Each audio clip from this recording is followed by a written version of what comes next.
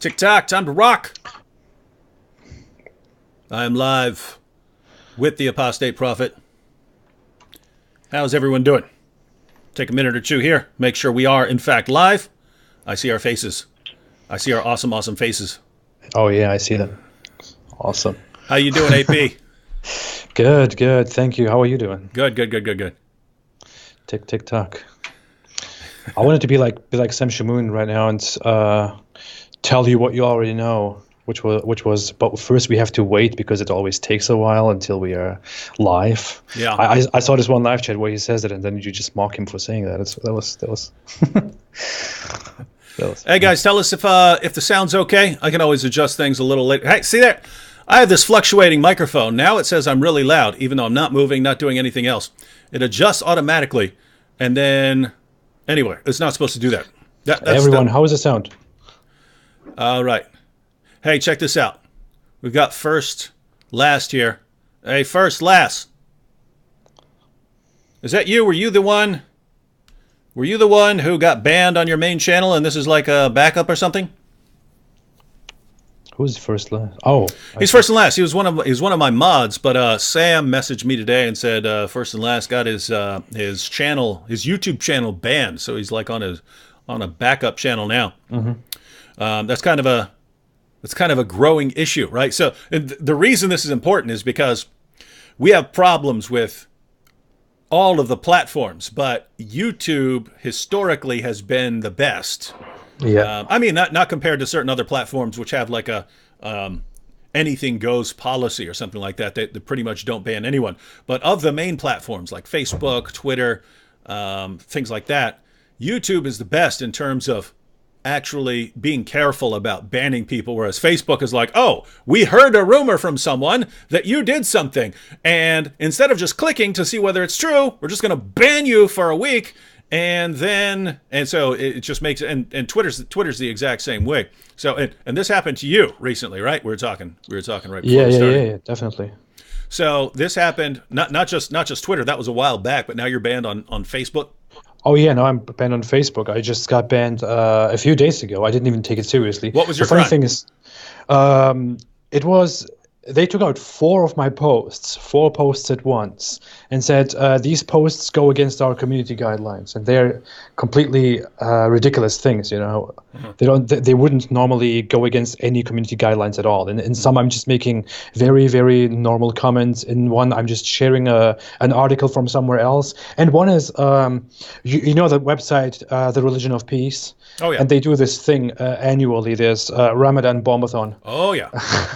So I just shared that. Yeah, I made a video. I made a video series like 2 years ago called the Ramadan Bombathon, and my goodness, I mean, you're doing it and you're hoping, gosh, I hope it's not too bad. But it was like every 2 or 3 days there would be like a massive attack, like in Iraq or something like that, and Pakistan, and it was just a bloodbath, and it was like, it's messed up because I say beforehand, guys, did you know that every year during Ramadan, terrorist attacks spike because, you know, people are fasting and they're all, the more you, and we tend to think in the West, hey, the more you focus on your religion, the more peaceful you're going to become. That gets you away from all your political squabbles and stuff like that. And you focus more on your religion, you're going to become peaceful. And then, hey, Ramadan, we're really focusing on religion right after we come out of the mosque right during our holiest month. Now it's time to go out and blow up a bunch of people. And people still can't figure that out. If the religion you're drawing closer to commands you to slaughter people in the name of Allah, drawing closer to the religion is not going to help you. So anyway, it kind of sucks that you say, hey, terrorist attacks are about to spike and I'm going to report them when they happen. And then it's like endless videos. It sucks because these are people being killed. And lots of the times it was Muslims being killed by another Muslim group. Yeah, I did this thing. I only took the end result, the end result in 2018 or so. Yeah, 2018. I took the end result that they posted on the website and made a very sarcastic comment about it. Like the religion of peace, Islam, won the race this year, and other religions couldn't come close at all and stuff like that. Just a very sarcastic comment, and they just thought that was completely hate speech, goes against guidelines, banned. So I have a 30-day ban right now. Yeah, either they are just extremely sloppy. Well, I can think of three possibilities.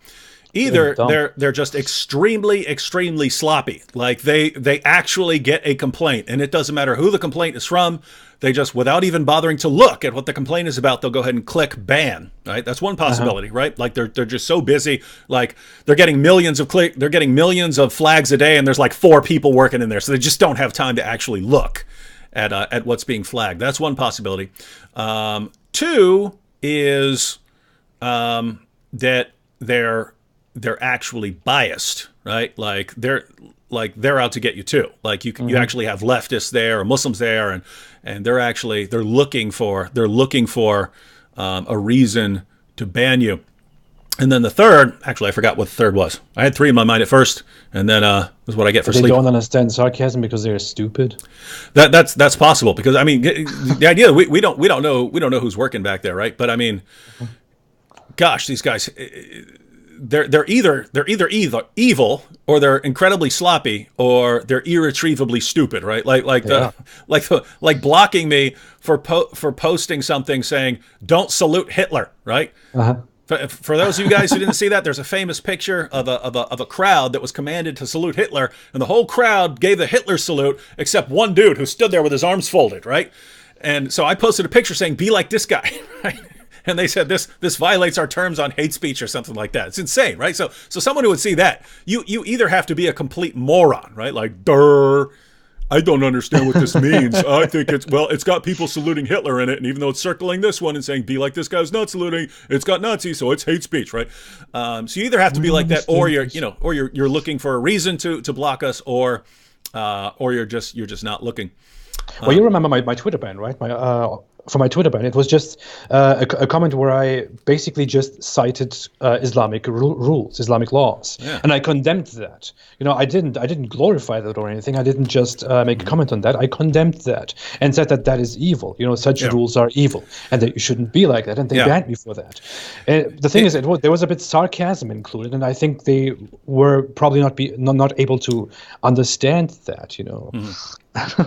Well, I mean, it's just amazing that you can say, hey, Islam promotes the killing of heretics, the killing of gays, and you can make fun of that, and they accuse you of hate speech, right? You're criticizing hate speech, and then you get removed for hate speech, and that's pretty much everything I've heard of, because everyone's getting banned from Facebook right now. 3 days, 7 days, 30 days, it's happening to everyone. So I got off there. Zone Fighter here says YouTube pulled Christian Prince.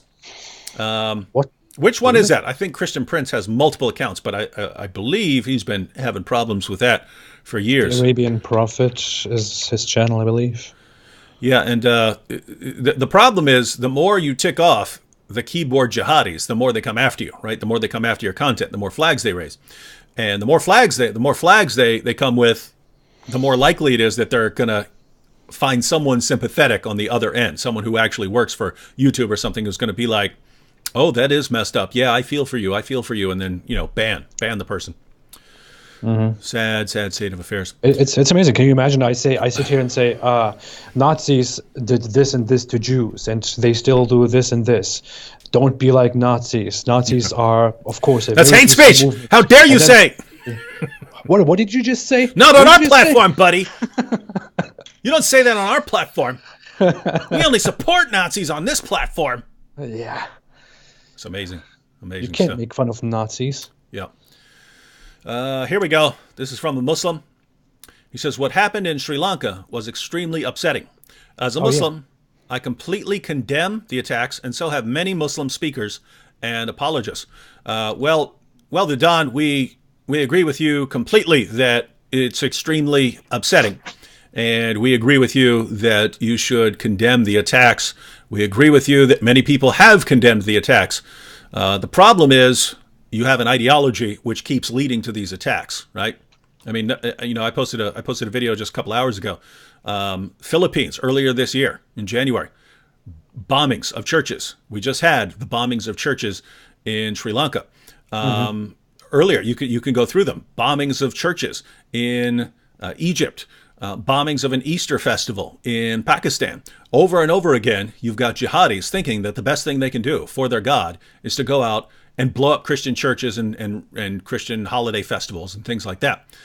how are all these people coming to the same conclusion, right? If I went into my church and I said, hey guys, I got an idea. I want to go blow up a mosque or something. They're going to think I'm joking or something like that. And if they at all think I'm serious, they're going to call the cops on me, right? It would be hard for me to work up a big crowd to have that agrees with those ideas. And yet you have Muslims from completely different parts of the world, completely different countries, completely different areas, completely different ethnicities, and they all come to the exact same conclusions about what they're supposed to do. And why do they keep coming to those conclusions? Well, guess what? There are only two possibilities here, and then AP can share his thoughts on this. There are only two possibilities here. Either your religion actually does call for violence against unbelievers simply for being unbelievers. That's one possibility. So one possibility is Islam actually calls for this. Or two, it doesn't. It just sounds so much like it does that it keeps leading people to go out and slaughter unbelievers in the name of Allah, right? So those are the two possibilities. Either Islam actually when Allah says, fight those who do not believe in Allah.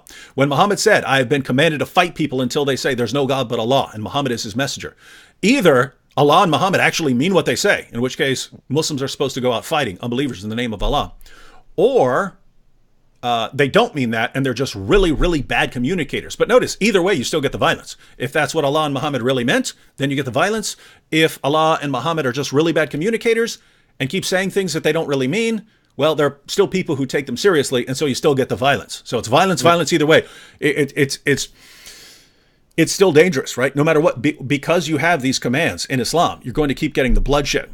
And so we're glad that you condemn it. We're glad that there are other Muslims and speakers who condemn these attacks, but that doesn't mean that we are going to stop coming after the ideology that either does call for these attacks or just sounds so much like it does that people still end up dying. What are your thoughts on that, AP? I don't know. I didn't follow the first part of what you were saying because I made a super chat donation. So. Oh, good. Because when you said, see, when I didn't follow what you're saying, I was like, oh crap, was I not clear? Now I have to re-say it all. But you were like, oh, okay. But you were saying you were doing something. Yeah. No, I was doing something. But why are you making a super chat donation? I don't know. I thought I fund your ministry. You don't fund mine. I said I called it a ministry. Yeah. It is a ministry. Ministry means service. So you are performing a service. Of course, it is a ministry in a way. It is. I just had to put my slogan out there. So stay away from it. What do you think of the Don here, who sounds like a seriously peaceful Muslim, and he's pointing out that that he condemns the attacks, and so do many other Muslims. And I was pointing out that that's great. We're glad that he condemns it. We're glad that he condemns violence, but it doesn't change the ideology. Well, the thing is, when I discuss these verses with Muslims, with those Muslims who say that, that Islam doesn't promote violence, that aggressive action is completely forbidden in Islam, that Islam is completely for peace, and so on. When I discuss Islam with those people, they actually don't really present a response to orders like that, to orders like the one in which Muhammad says, I have been ordered to fight the people until they testify that Allah is God and I'm His messenger, whatever. That's usually one of those things that they ignore, or one of those things where they come and say, well, that's a hadith, and you have to really select hadith very specifically. You have to understand them very clearly. The discussion goes into all those directions, but never into what the hadith actually really says and what it means, what Muhammad's intention was there in that sense. But it's funny. I had this discussion recently with a fundamentalist Muslim. I didn't have a very big discussion about it, but when it was mentioned, this specific hadith, he said publicly on Facebook or on some other platform that if this phrase was taken, and it said something like, I have been ordered to fight until everyone embraces human rights and stuff like that, then it would definitely not cause any outrage at all, because you're a biased people. When it's Islam, you say this and this, but when it's your own values, you don't do anything at all. So I don't know. I'm making this point because there is this distinction between those we call moderate Muslims, very wrongfully, and those we call fundamentalist Muslims, and those who are in between but who are also religious. Now, those who are in between but also religious probably have their own reasons as to why they reject such rulings, but I wouldn't even, I don't know who this person was who made that comment, but, oh, the Don, yeah. I wouldn't even think that the Don has any opinion on this specific hadith that we are talking about. I would think that he completely separates that hadith or any such hadith, any such orders, any death orders, killing orders, violent orders in Islam from actions like that, what happened in Sri Lanka 2 days ago. I would say he makes his own case as a Muslim, presenting an Islamic religion that completely orders devotion and submission to Allah and peace in the world and unity and this and all. He would also probably say that that Islam orders fighting in specific cases, but he would say that self-defense. Yeah, self-defense, of course. Because the Quran actually says in one part that Muslims should fight in self-defense, but in other parts it contradicts that completely, which they conveniently ignore, of course, or don't know about because that's not what you learn. Not in the West, anyway. Yeah, not in the West anyway. But I would be very interested to actually know what this friendly person, the Don, who's condemning of the actions in Sri Lanka, I very much appreciate what he thinks of hadiths like the one we have been talking about. You could even cite it if you have the source with you. Sahih Muslim 126 is the one I normally go with. Can actually pull it up here. Hey, wait a minute, I've got another one here. That's one of my favorite hadith. I mean, everyone should know that. Well, it's in a bunch of places. So let me just get a Sahih Muslim here. To go into my sources here. Wait, what? We're talking about the same one here, aren't we? Yeah, the one where Muhammad says, "I have been ordered to fight the people until they testify." Matter of fact, there's a whole bunch just in this section of Sahih Muslim. So where is it? All right, here we go. Sahih Muslim. For all those, yeah. And for all those who don't know how hadith science, as they call it, works, hadith are narrations gathered from people about Muhammad and his companions. And in this case, if one hadith is present in multiple sources, in more than 2 or 3 or 4 cases, in which is the case with this specific hadith, then scholars are sure that the hadith is completely authentic and can be completely verified and traced back to Muhammad. So Muhammad most definitely said that, according to the vast majority of the Islamic scholarly consensus. So I would really be curious about what the Don says regarding this hadith while considering action in Sri Lanka. All right, so the Don, you tell us what this means here. It was narrated that Abdullah ibn Umar said, this is Sahih Muslim 129 in the Darussalam edition. I think it's in the 30s in the online edition, which is made which is put together by a different company. But you can go to kalaballah.com and get the Darussalam edition that I'm using here, and so you've got it in English and Arabic right there. But Sahih Muslim 129, it was narrated that Abdullah ibn Umar said, "The Messenger of Allah said, I have been commanded to fight people until they bear witness." Notice, I have been commanded to fight who? People. Now, this is what I meant earlier when I said if he means something else or something more specific, he's a really bad communicator, right? Because because what an average Muslim wants to say here is, oh, when it says fight people, he means people who are attacking you. Okay, well, if he meant people who are attacking you, is a really, really bad way of saying it, right?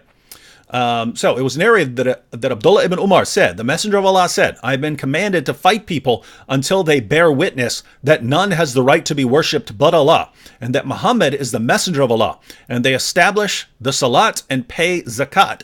If they do that, then their blood and wealth are protected from me, except for a right that is due, and their reckoning will be with Allah." Now notice what he says. I'm coming to fight you until you believe in Allah and believe that Muhammad is his messenger, and you do your salat and you pay your zakat. If you do these things, then your blood is safe. Your blood is safe. Other than that, he's coming to kill you, right? So what we're wondering is, this is what I mentioned earlier when AP was too busy doing a super chat to pay attention to my brilliant argument that there are only two possibilities. He either means what he says here. He means, I'm coming to fight you because of what you believe, and I'm not going to stop fighting you until you do what I want. Your blood is not safe from me until you do what I want. Either he means that, or he means something completely different, and he's just the worst communicator in the world. Either way, you still get the attacks in Sri Lanka, right? You still get that because there are people going to, even if he doesn't mean this, there's still people going to read that and say, wait a minute.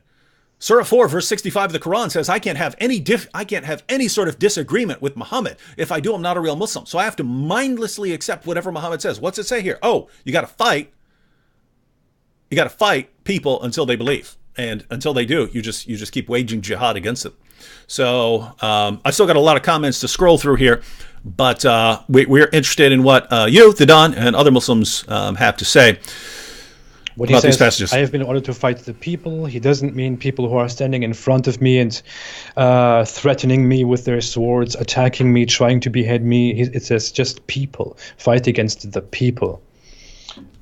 The whole hadith makes a complete distinction between the believer and the disbeliever, and orders to fight the disbeliever until he becomes a believer so that he is protected by Islam. Otherwise, he's not protected by Islam. He's subjugated or killed. All right. Clear. Hang on. Check. Jennifer's saying, my mic is too loud. I told everyone, I have this problem with this thing automatically adjusting. It will tell me it's too low, and then it will automatically adjust higher. And I will adjust it higher, and it will tell me and then it will adjust to lower, and cannot figure out what I need to bring a tech guy in here to break this down, because I couldn't find any articles on this or anything else. This isn't supposed to do that. There's nothing on my computer that's supposed to be doing that. But I've used two different microphones here. The one was doing that, so I thought it was the microphone. I got a different microphone. This one's top of the line. It's still doing that. So, all right, I just got Can mic problems. Can you make my voice louder instead? No, she said it was too loud, like to where it's clipping, right? Like it's if it's up too loud, it's getting distorted. All right, I'll just keep tweaking it. Hey, did you see this? This is from Munir. He says, I don't know about you, but I'm looking forward to being called Christmas worshiper in a couple of months. Oh yeah. Did you hear about that? Did you see that? That's crazy. Yeah, I did. Do you want to tell everyone what that's about? Well, you mean the whole Hillary Clinton Obama thing? Yeah. Did you follow that? Well, yeah. Well, I even have the tweets ready. I posted them just earlier today. But what happened is basically when the Christchurch attack happened, Hillary Clinton and Obama both said that they're upheld by this attack on Muslims, and that we will always stand with our Muslims and stuff like that. But they explicitly said Muslims. They said that Islamophobia is a problem, that they stand with Muslims, and so on. But when this attack happened in Sri Lanka, the only thing they said about the people who died was, we must stand united against violence in this horrific attack on Easter worshippers. Yeah. Easter worshippers. Yeah. Did you see Ben Shapiro's clip? No, I didn't. Ben Shapiro was talking about that earlier. I might want to post the Ben Shapiro clip just so I can comment on it a little bit. But yeah, he basically he went through those and he contrasted their comments, both Hillary and Barack Obama's comments about the Sri Lanka attacks with their comments about the Christchurch mosque shootings. Mm-hmm. And completely different, right? It's yes, these Muslims were targeted, and we need to do everything we can about Islamophobia because of all the hatred against Muslims. They were commenting things like that. And then with the Sri Lanka, they wouldn't even say the word Christians, right? It's Easter worshippers on this holiday for all people, or something like that, for many people. It wouldn't even very, very different. Like, we can't say Christians because that's bad. That's not cool. Yeah, that's messed up. Look here, Hillary Clinton says, after the Christchurch massacre, she says, "My heart breaks for New Zealand and the global Muslim community. We must continue to fight the perpetuation and normalization of Islamophobia and racism in all its forms. White supremacist terrorists must be condemned by leaders everywhere. Their murderous hatred must be stopped." Notice, went right for the ideology, right? White supremacist, because that's what was, there are people who say it wasn't. Guys, look at that manifesto, right? You could say not white supremacist. You could say white nationalist, because there is kind of a distinction, right? White supremacist means like white people should rule supreme. White nationalist just means, hey, white people should have their own homeland, and other people can have their own homelands and stuff like that. So there are white nationalists who will say, yeah, Asians are smarter than us, but that doesn't mean that we shouldn't have our own country or something like that. So they basically want the races separated, right?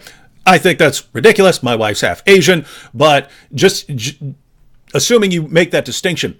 Notice Hillary goes directly for the ideology. Here's what he said in his manifesto. We're taking him at his word that this is his true motivation. Now you see what this ideology does. Let's attack this ideology. We need to confront this ideology wherever we find it. Globally. And then you've got jihadis. Allahu Akbar, we're slaughtering you in the name of Allah because of what our book says right here. And let's completely ignore that. And the end result of this is basically Ilhan Omar, right? Some people did something somewhere to someone, right? That's about as specific as you really want to get. Any more specific than that, you're going to start having to deal with, jihad and what it teaches.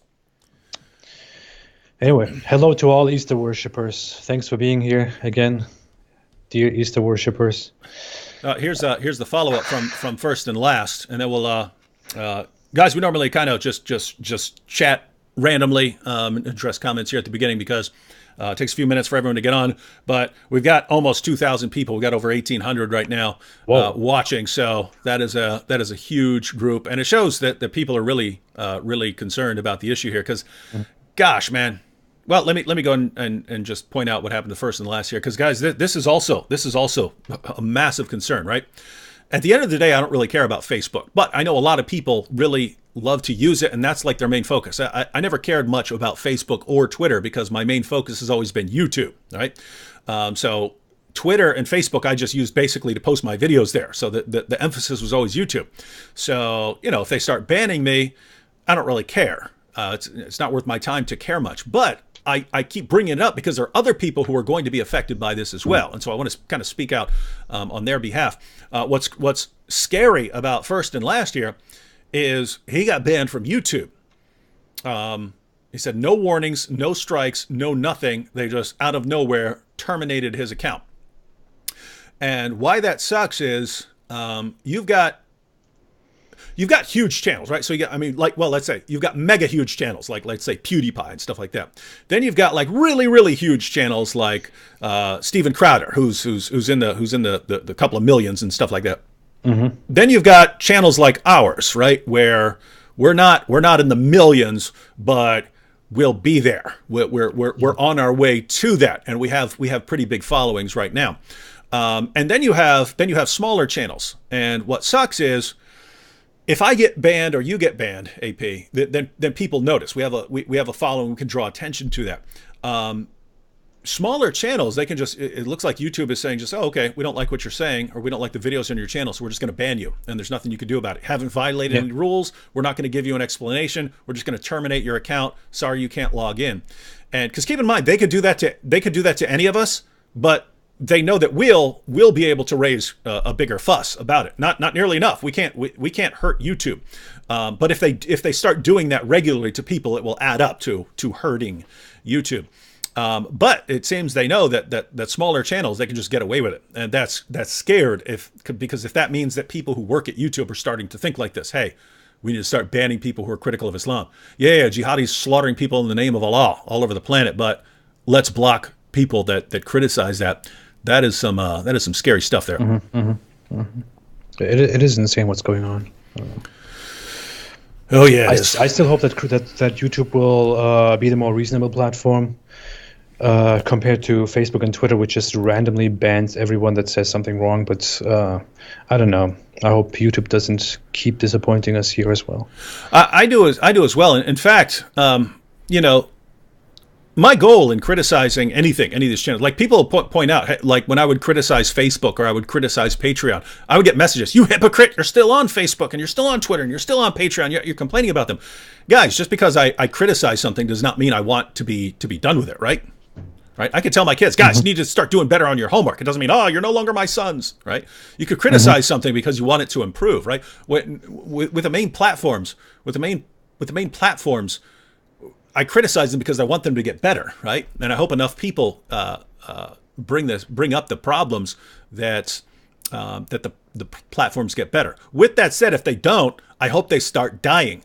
But the order I hope they start dying, I hope Twitter dies and Facebook dies in that order, and then I hope YouTube notices and says, well, I don't want to go that route. And so I hope YouTube is better. Mm-hmm. Mm-hmm. So I talked with you earlier before we started the chat, but the Washington Post made a very disgusting article about the whole Sri Lanka situation. I want to come to that and ask you what you think about it. So the headline is it's currently exploding on Twitter. There is a huge ratio. People are attacking the tweet and the article itself because the headline of the article says basically analysis, Christianity under attack. And then it says Sri Lanka church bombings stoke far-right anger in the West. That's what the headline of the article says, and it goes further in the first line. It says that the attack in Sri Lanka on Sunday made some people believe that Christians and Christianity are attacked globally. But the whole article goes toward saying that this is not necessarily true, and the far right are currently using the Sri Lanka bombing because they are and pretending to be angry about it and stuff like that. It's a disgusting. Yeah, you can't genuinely be angry about 300 people being blown up as they're praying or as they're having breakfast at a hotel, right? Mm-hmm. Did you read like one of the people was I think he's from Denmark. The guy's a billionaire. He's like the biggest landholder in Scotland and the richest guy in Denmark. He was there on vacation with his wife and 4 kids, and 3 of his kids got blown up. Can you imagine that, guys? They're coming after jihad does not discriminate, right? They'll anyone. I mean, that would suck, right? Because you think of all places that you're safe. You're in a beautiful hotel, and some guy comes in there and blows you up, and you survive, but your kids. So if it's him, his wife, and 4 kids, that's 6 people. Half the family just got wiped out because some jihadi's trying to make a point. Yeah. And that is, and so think about that. You've got that situation. You've got hundreds of people, rich, poor, everyone. They all get slaughtered in the name of Allah. But if you're upset about that, it's just because you're pretending to be upset to further your political agendas. You know what I really think? Sometimes, AP, yep. People accuse you of thinking in a certain way because that's the way they think, right? That's the kind of thinking that they're familiar with, right? Yeah. Like all the times I'll get from Muslims, oh, he's lying about this, he's lying about that, back when I used to post, I get comments all the time from people leaving Islam and either becoming atheists or agnostics or something like this, or converting to Christianity. And I used to post those. I put them together and post them. And people say, "You're making these up. David is making fake accounts to post all these fake stories." And so it's like, to me, that says, okay, so you think I'm making up fake stories? Like I sit around in my spare time and I make fake accounts so that I can claim that all these people are leaving Islam, and I have to make fake accounts to do this. To me, that sounds like that's probably what your community is doing. Mm-hmm. And so you think that other people are doing that. And with people saying, oh, far right people who pretend that they're concerned about people being slaughtered in the name of Allah, it's just for political reasons. That makes me think that when there's an attack, let's say on, the Christchurch Mosque, and they get outraged, that they're pretending for their political ends to be outraged by this, that they pretend to get outraged over the right things, so that then when they see other people getting outraged, they think, oh, he must be doing the same thing we're doing. Now I can call them out for that. I've been thinking it for a while. I think there is even in psychology and sociology, there's even a term for that. I believe. I don't know if anyone knows. They can maybe tell us that. But I think that there is even a term for that. That many people who fiercely criticize and attack specific people, specific other people, usually attack them based on their own behavior that they find in other people. Like basically goes in the direction of what you just were trying to say. Mm-hmm. When a Muslim accuses you of whatever you are doing. Not all of them, but certain types of them do that because they do the exact same thing and they think that you are doing what they are doing. Mm-hmm. But they are mostly not even aware of that. Yeah. Yeah. I can ask my wife. I think there is a term for that. I don't know. My wife has a degree in psychology. I can ask her. Mm-hmm. I think I read about that a decade ago. Yeah. This is something M. Malik said, since I'm Egyptian and it happens all the time on our holidays, I'm so used to it. It's the norms there. I really hope it doesn't become the norms in Sri Lanka. May God protect his people. Have you noticed this problem, that the attacks start becoming normal and then the response diminishes each time? Mm-hmm. Like, I remember the biggest, most epic protest that I ever went to. I would just go. I wouldn't go to participate. I would just go to record and post videos. But this video's got to be still somewhere on my channel. But years ago. But there was and Melek here. You would remember this since you're Egyptian. But it was one of the I think it was the Coptic Christmas attack from years ago, where I think 8 people got shot. Mm-hmm. And I heard that cops were having a rally in New York City. And so I went down there, and there must have been 15, 20,000. I didn't know there were that many cops in the country, but I mean, it was just people as far as you could see. And this is back in the days when me and Sam did a show called Jesus or Muhammad. And I showed up, and I just thought I was going to walk around recording and stuff. And as soon as I got there, people turned around and they go, "We love you!" And they started coming up to me and stuff. So, but it was just, there was that level of response, right? And people are shouting, "Obama, Obama, where are you? Where are you when we're suffering? If someone else is, if this were Muslims, you would be there. Why aren't you helping us?" And it was huge. It was right out in front of the United Nations building, but it spilled all the way across the street, all the way up the hill, all the way around monuments. There were people everywhere. But guess what? The attacks didn't stop. And next year, you go to another rally, and there's way fewer people there. And the next year, there are more attacks on a religious holiday, and far fewer people there. And then the rallies just stop, right? I mean, It seems like the outrage should be building, but it just seems like people get used to the attacks. You get used to the attack. And so what's being said here is, in Egypt, there's no longer the same level of outrage over the attacks because we're just used to it. We're used to being attacked on holidays and stuff like this. We hope it doesn't happen this way in Sri Lanka. That, right now there's outrage, but if you don't get these guys, if you don't get all of these guys, and you don't stop this movement, you're gonna keep having the same thing. Yeah, well, there are several countries, like Egypt is one of them. In Sudan, things happen frequently. Nigeria is one of them. I believe in the Philippines, it happens quite frequently. There are some countries, Pakistan is one of them, where attacks have been happening forever and ever. They keep happening, and sometimes there is just a year of silence, a year of nothing going on. But then again, an attack on a church happens, or on a gathering of Christians happens. Dozens of people die, 100 people die, more than 200 people die, and the world just starts ignoring that because it has been happening forever, and it just didn't end. And yeah, I just basically said the same thing you said, but let's hope it doesn't come to that in Sri Lanka. Mm-hmm. Salmon Player here says, David, but if you say let's start a crusade against Muslims, all Christians would join you. Notice what he just said. He said all Christians are ready to go on a killing spree of Muslims. Yeah. Could you imagine if I said that about Muslims? All Muslims are ready to kill as soon as you tell them. I'd get banned. But this is the Muslim apologists who are here defending Islam. All Christians are ready. All Christians are waiting. All Christians are waiting to go on a killing spree. You just have to call them. Bull. I could go up to every Christian I know and say, let's go on a crusade. Every last one of them is going to think that I've finally gone off the deep end.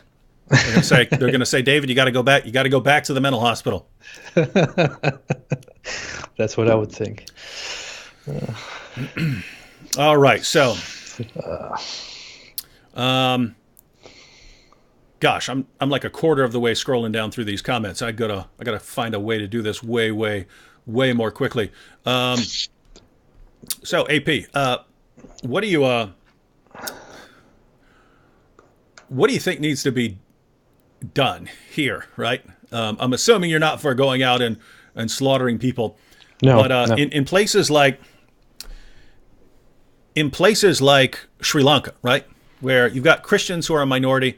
You've got Buddhists, Buddhists, then Hindus, then Muslims, then Christians. Notice those those punk jihadis, they went after the smaller group, not after the bigger group that would crush them, right? You cowards! What a bunch of sniveling little cowards! They're blowing themselves up, but they're sniveling cowards.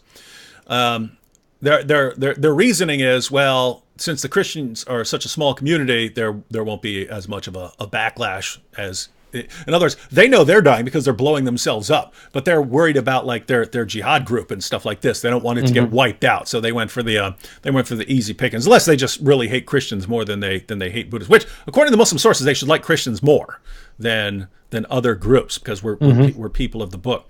But we and always the Quran says Christians would be closer to Muslims than say Jews, for example. Yeah. But they don't really follow that. Yeah. So we're the closest. We're the closest to Muslims. It's not true, but that's what the Quran says. Yeah. So here's what you have. You have this all over the world, and now it seems like it could spring up anywhere. It happens pretty regularly in places like Egypt and Pakistan, where you have minorities of Christians and a massive Muslim majority. It happens in places where you have a Muslim sect that's a minority to a larger Muslim sect, and then you'll have the terrorist attacks. But I mean, gosh, here you have. I mean, think about this, right? You kind of, it's not surprising to have the terrorist attacks in a place like the United States or in a European country because there's the terrorists can justify what they're doing. They can justify their calls for violence, right? They say, look at what the United States has done in the Middle East. Look at what Great Britain has done. This is why we have to go and fight them. Yeah. What in the world is Sri Lanka doing? That means they could just go start slaughtering people anywhere. And you could say, well, because of the civil war that we had in the past or something like this, but the Christians aren't hurting you, right? Why are you going after these guys? That means it's just a religious basis, and this is a small, seemingly insignificant group that just killed 300 people. I couldn't make sense of that. Why? Why Sri Lanka? Why Christians? Yeah. So anyway, the point is that's creepy because that just means it can pop up anywhere, right? You again, you could be having breakfast with your kids or something like this, and you all get blown up in a place that you would think is the safest place in the world, right? So I mean, it was dangerous years ago, but it has become like a vacation spot, like an awesome, beautiful vacation spot. It's one of the most beautiful places in the world, and now bloodbath. Yeah. So I saw this comment earlier, which was from the Islamophobic prophet who tries to be me. Yeah. I don't know what exactly the wording was, but it was something like, oh yeah, I got it. So AP and David, what's the solution? We already know what's happening. Sorry for being rude, but what's the point? What's the solution? Yeah. That's what I was trying to get with you, because Robert Spencer and I have actually talked about that before. What are your thoughts on that in terms of talking long-term global? Now with specific small-scale stuff and terrorist attacks, that's got to be like military response, and you hope your intelligence services are doing a good job and stuff. But that's the best you can do with a specific terrorist attack, right? Like when people, because this happens all the time in the United States. I was when we lived in the Bronx, we heard about, it was like 12 or 13 attempted terrorist attacks in New York in a row that were caught. They caught them ahead of time, right? Because they had really good intelligence. So with specific attacks, it's something like that. But with that, it's just a Band-Aid, right? And you're not going to catch everyone, because you always have people who are just going to grab a truck and go plow it into people. And how do you stop someone like that? So short term, you have to have stuff like that. As far as long term, what do you think the long term solution would be? I don't know. I mean, it's a question that we often get, that I often think about, but I can't really. I don't know. It's a very hard thing. In the case of Sri Lanka, for example, the media reports that the police even knew ahead that something was going to happen, that this group was planning something, that they had reports of this group planning several attacks, but the police didn't react. The intelligence services didn't react because I don't know why. They were afraid of steering more controversy or division between religious groups, or they didn't take it that seriously, or they thought they could prevent it on the spot, but they didn't actually interfere. So they could have prevented all of this, but it didn't work. But in other countries, like I don't know, just until last year, it happened for several years. So many attacks happened in the UK, for example. They happen in many other countries, in many non-Muslim countries. I'm not gonna go into the Islamic world and how they deal with this whole situation, because that's a whole different story. They can't deal with this whole Islamic terrorism situation the way non-Islamic countries deal with it. But non-Muslim countries, how they would deal with it, I think it's easy in a way to tackle this issue. It's hard in a different way. It's easy in that that they should start taking the threat of extremist Islamic gatherings and organizations seriously. In the West, for example, we have this issue that when someone talks about Islamic terrorism and Islamic extremism, when we talk about Islamic fundamentalism, we can cite several mosques. We can mention several mosques and institutions and regular gatherings in Canada, in America, in the UK, in Germany, in Sweden, and many other European countries, where you can find extreme examples of what Islam can look like. You know, where imams like that Pakistani imam in the UK, who recently was in prison for several years. You can find gatherings and mosques like that where they really actively preach that jihad is a great thing, that you can have sex slaves, that Islam allows sex slaves, that Islam allows to eventually beat the infidel and to spread Islam to the entire world one way or another. You have these organizations, you know, and intelligence services, the government, and the people know about these organizations. They know about these mosques. They know that they exist, but they don't take it seriously because they think if we react to these issues, then this will just steer controversy, and we will just get into talks about Islamophobia and discrimination and whatever. So we should probably not act on these people. We should just surveil them. We should just keep them under our radars, but not do anything against them in the beginning.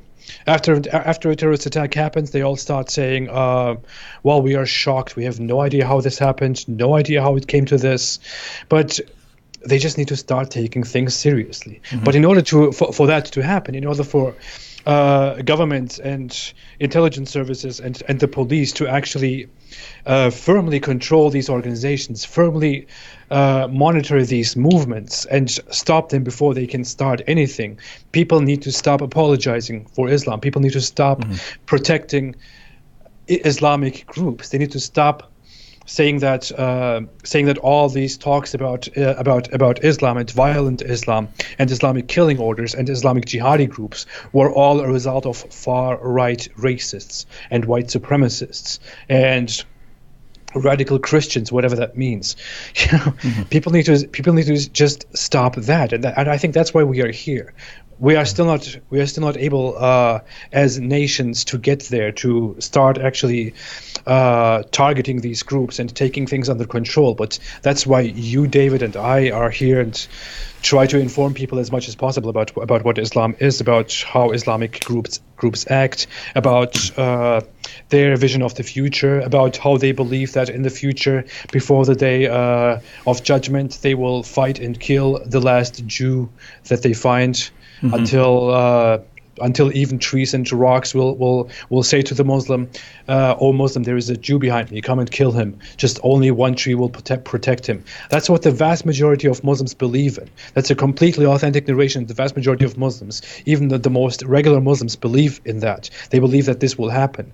So how do you think more religious groups and more active groups, more activist groups act in that regard? What do you think they think about Jews? You know, people need to realize that, and you and I think that's why we have an important job to tell people about what Islam is, about what Islam preaches, what Islam says, what the Quran teaches, what the Hadith say, so that every last person, that even the last person here in the West can know what Islam is about, so that they stop getting in the way of preventing terrorist attacks.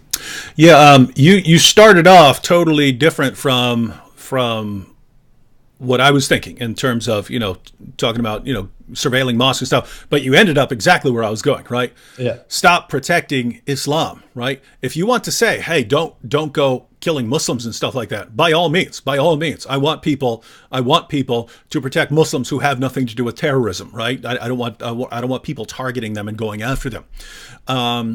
But it's weird because in the West, historically, we have an understanding that there's a distinction between the person who has rights, things like that, and an ideology which has no rights. It doesn't have feelings. It doesn't get protected and so on. So we have this idea of free speech that you can go ahead and bless. You can't hurt the person. You can't attack the person, but you can criticize the ideology. The ideology has no rights.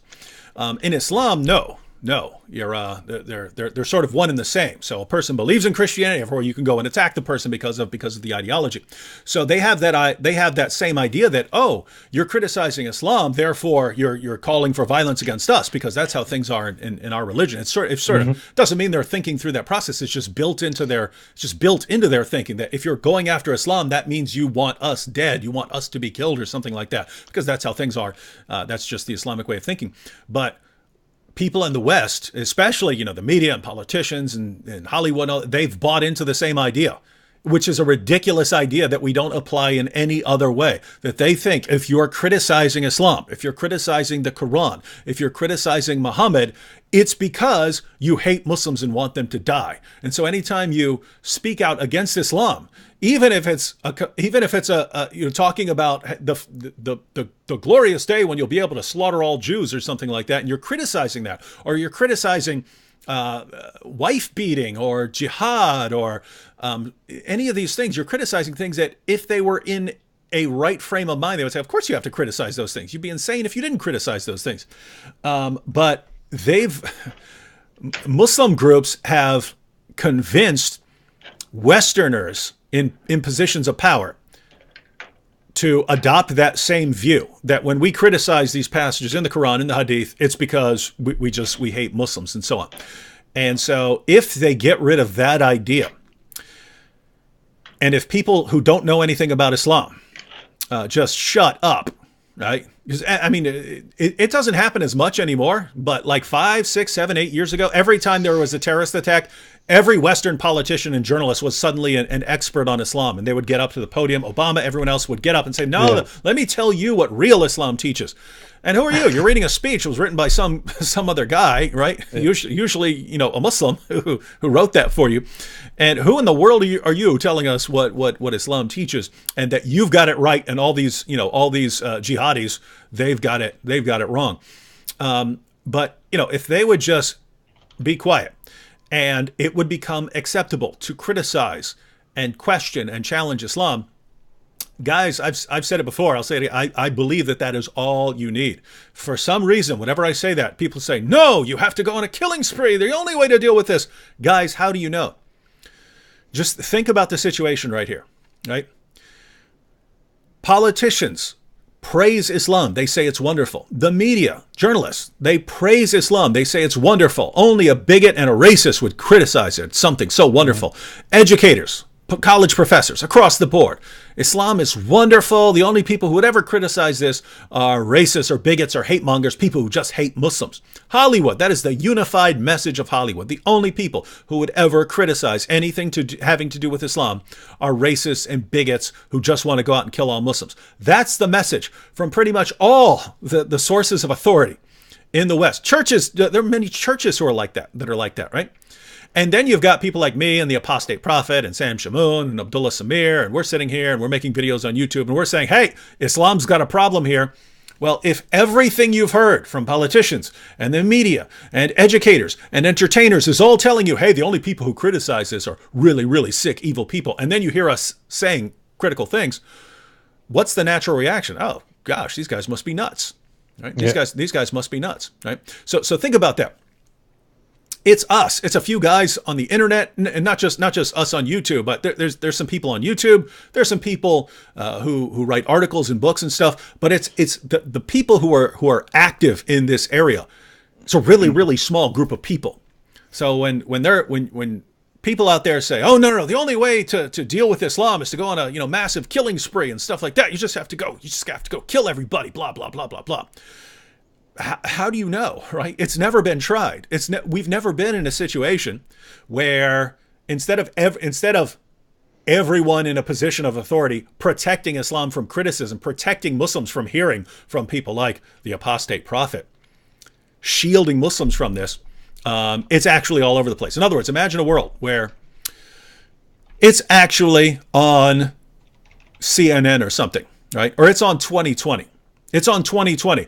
Guys, we did some investigating on the Muslim claim that the Quran has been perfectly preserved. We went to some of the world's greatest paleographers and so on to talk about the manuscript traditions here and blah, blah, blah, blah, blah.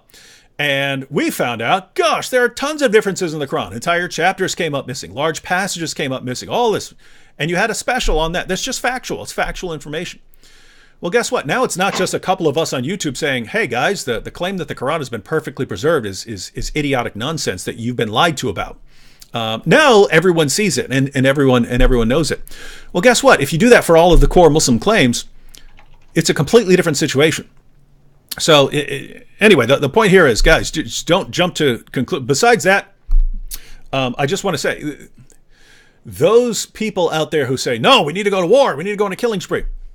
You're either thinking that you're going to do this with you and a couple of your friends, maybe, in which case, no, you're going to look like an idiot, right? You're going to go out and kill someone, and then you're going to get shot, or you're going to go to jail, and everyone's going to use you as an example of why all criticism of Islam needs to be shut down, right? That's exactly what happened to Christ Church, right? This guy goes and he shoots a bunch of people, and we all get shut down. We all get shut down. We got nothing to do with that. I can't think of any viewpoint I hold in common with that guy. And here the Muslims will say, oh, but you're both against it. That guy didn't care about Islam. Yeah. He said he didn't care about Islam. He said he was after them because of their skin color, right? That is a view I do not share. I think that is a ridiculous position. So I share no view in common with that guy, and yet I get banned over something that he did, right? That's what would happen if you and a couple of your friends go out and decide to go kill Muslims, right? So Absolutely. The only way you could get what you actually want, right, really deal with the problem of Islam, is if like entire nations were on your side and nations united and so on. But guess what? If you had that kind of power and that kind of influence that all these nations are going to unite, you don't need to go on a killing spree. Just stop protecting Islam and allow people to criticize it and point out what it teaches. And yes, you would still have Muslims, but you're going to have a lot of people leaving Islam. You're going to have so many people leaving Islam. And I'll tell you what, 10 years ago, there was almost no one talking about Islam, right? There was almost no one talking about Islam. I remember I posted the Danish cartoons like back in like 2006 or 2007, a blog. I got all these messages. Are you insane? They're going to come and kill you. Because why? Because there weren't enough people who are doing things like that. Yeah. Whereas now there are tons of people. There are tons of people doing it. What do you think it's going to be like 5 or 10 years from now if we don't get shut down? So the idea is this is growing. We are at the first time in history where we have access to Muslims around the world. For 14 centuries, Muslim leaders have been able to keep their people insulated from hearing the truth. Now we have access to anyone with an internet connection, right?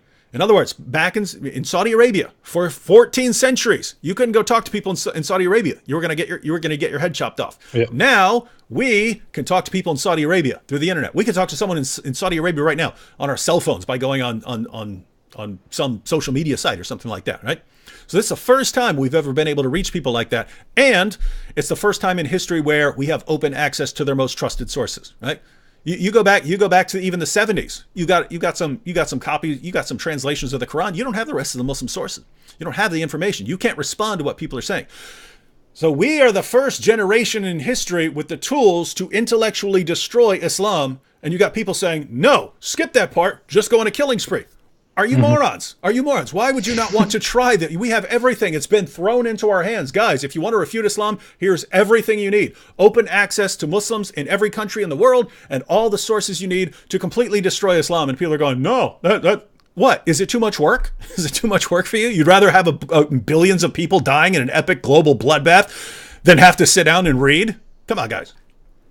This is really the best way we can handle the situation, and we should be sticking to this. Yeah. So anyway, just you need to talk because I just talked for like 10 minutes straight. But I just wanted to add while you're there. So think about someone like the apostate prophet. He leaves Islam, right? But then his YouTube channel blows up. So you know what's happening on his channel? It's going to be a bunch of little baby apostate prophets, right? And they're going to grow up, but they're going to leave Islam, and lots of them will go on to just live their lives and work and things like that. But some of those little baby apostate prophets, they're going to spout into other YouTubers, right?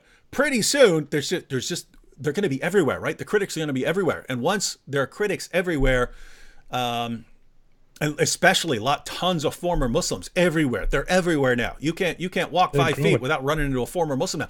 10 years ago, the claim was no one has ever left Islam in the history of Islam. That I heard that wherever I went. Anyone who says he left Islam is fake. He's lying. He's a Christian. He's been a Christian all his life. He's being paid every single time, right? Now it's undeniable because they're everywhere. So this is growing. If you reach a critical mass where they can no longer be shouted down, that's ball game. That's ball game. Now religious authorities in Islamic countries are trying to block us, are trying to block access to these channels. They're trying to block access to my channel, to your channel, so that people don't see them, so people don't leave Islam. In Saudi Arabia, religious authorities say that that rising apostasy, rising atheism, and rising interest in different religions is becoming a national problem. That's what they just said a few years ago. In Turkey, well-known religious teachers on TV are saying that many mothers are complaining that their kids are being influenced by people who inform them about Islam, about flaws in Islam, and their children are leaving Islam, and they are very concerned. This is becoming a huge problem. In many other countries, we have the same issue. There are so many people who get in touch with the world and see what this whole religion is about, what other religions are about, how cultural differences make them look and others look, and how it really feels to be different in this world, to be a Muslim in this world, and to be a Christian, say, in this world, or just in general a non-Muslim in this world. How all the flaws about Islam that people talk about, they see these things and they start leaving Islam, and this is becoming a problem. And all those people who say no one who is a Muslim would ever leave Islam are being proven wrong every day. This is becoming a reality. And we need to keep doing this. We need to keep fighting this fight. We are doing the right thing. We are informing people. We are not trying to attack anyone, to persecute anyone, to discriminate anyone, or to go into a global crusade or a bloodbath or anything. If we do it this way, it will be just the right way. If we do it in any other way, it has never worked in history. I want to touch two things that you said before, by the way. You put it very nicely when you said that when Islamic apologists in the West, accuse us of being hateful and racist and whatever because we criticize Islam, that they think we are doing what they are doing, that we are trying to act toward Muslims and Islam how they are acting toward non-Muslims. That's a very, very interesting way to put it, because all those who left Islam, or all those who have spent some time in the Islamic world, probably know how the media looks in the Islamic world. Even in the most moderate, as we call it, the most moderate Muslim country, like Turkey, for example. I'm from Turkey. I lived in Turkey for over 10 years after Germany. And in Turkey, for example, it's completely normal in the media, on TV, during the middle of the day or in the evening when everyone is at home, on the news, on TV, to bash Christians and bash Jews and insult people of different religious groups, basically just to slander them. It's totally normal for multiple organizations within the country, very well-known organizations, to publish magazines in which they talk so much garbage about Christians, and in which they glorify future jihads, future global jihads against the unbelievers, and in which they promise that the whole world will come under the umbrella of Islam in the future. Such things are completely normal. When they reject Christianity and Judaism and other religions, when they reject anything other than Islam, they actually do it completely. They become very hostile, and they express that very clearly, very explicitly, and they are afraid that in the West, if they allow this whole criticism of Islam to happen, or all this pointing at how specific Muslim groups act, if they allow all this to happen, that they will also be treated the same way they treat minorities in their countries, and they don't want that, of course. Mm-hmm. They need to prevent that, and the the only way to prevent that for them is to ask for us to be censored and to be shut down and to be locked up and to be fined and whatever. But they won't get there. They won't get there. Yeah. So, guys, the recent waves in false flags trying to have people banned and stuff, that's all related, right? You have lots of Muslims who are worried about the future of their religion, and they know it can't stand up to criticism. So they have to. Their only hope is to have people like the Apostate Prophet, like everyone else on Facebook, like people on Twitter, have them banned. Especially Apostate Prophet. Yeah, you got to have him banned, right? You have to. So they understand. And so when something like the Christchurch mosque attack happens, they look at that and they say, ha, now's our chance. We can use the dead bodies of our fellow Muslims to go after these guys that we've been calling for them to get banned, but now we can go to Facebook, now we can go to Twitter and say, the reason these guys are getting killed is because of guys like this. It's guys like the Apostate Prophet who just got these guys killed by a white supremacist eco-fascist. So could you please shut down their channels, please? And then they get some sympathetic people on the other end. Well, gosh, I don't want these guys spreading hate against Islam, an ideology that has no feelings, right? So yeah, we have to shut them down. But that is their goal. That is their goal. They understand that in order to protect their religion, they have to have us banned. But think about that. If even Muslims are convinced that they have to shut us down or their religion is in trouble, what's that mean?